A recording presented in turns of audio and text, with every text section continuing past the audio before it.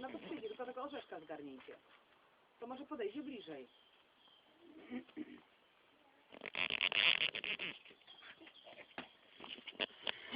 Jak ukucniecie sobie po cichutku, to może podejdzie bliżej jeszcze. Jak rzucicie, tylko nie siadać.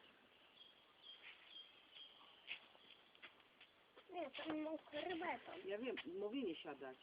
Zosia, poczekaj. Basia przyjdzie po orzeszki. Rzućcie troszkę bliżej, ale nie ruszajcie się. Słuchaj.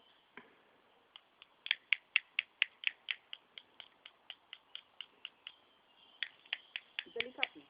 Tu. Dobrze. Nie ruszaj. Nie ruszaj żółw. Nie zastarnąć. Mhm.